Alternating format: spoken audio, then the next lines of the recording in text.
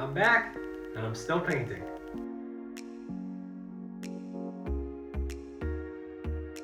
Last time, we worked on poxwalkers. These nasty guys. This time, we'll be working on plague marines. So to start things off, I headed down to my friendly local game store to work on some painting. Now, I wasn't supposed to be recording in the store, but let's not talk about that. We'll touch on the base coat in a minute, but to start, we're going to be using some of this Auric Armor Gold for the details on the shoulders, the knee pad, and a few other things.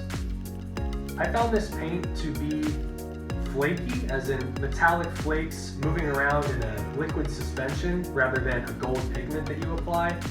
It is a layer paint, not a base paint, so it took me a little bit more time, a few more layers.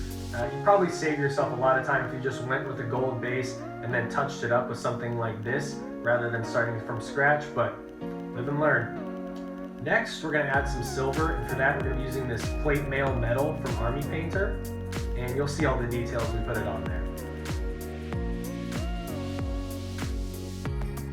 Next, I added a mixture of white with a little bit of brown in there for the bones and the horns. Lots of little skulls on these guys that you gotta paint up.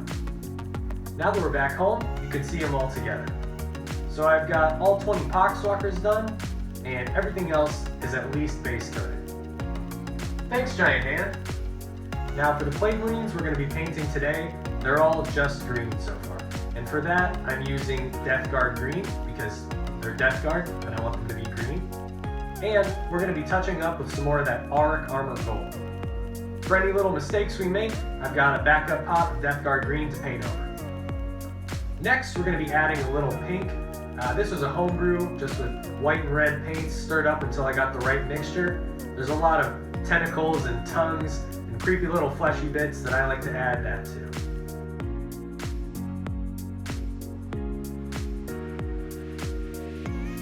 Here, I'm adding silver to chainmail, guns, and backpacks.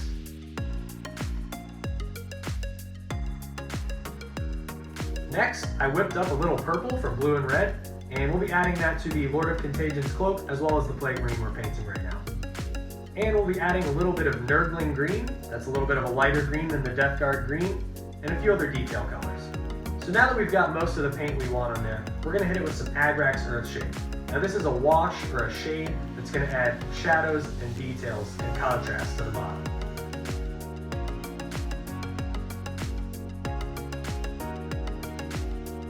Once we've done our wash, all that's left is edge highlighting and dry brushing.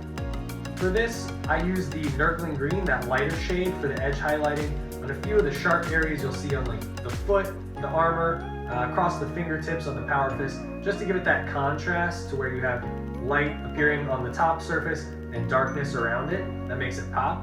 And I also dry brush some red onto the sword and his belly to give him that battle-worn and bloody look, make him look like he's seen some action. And there you have it. Come a long way. We went from this to this. This was the first time I've done edge highlighting, and I found it pretty difficult, but definitely doable.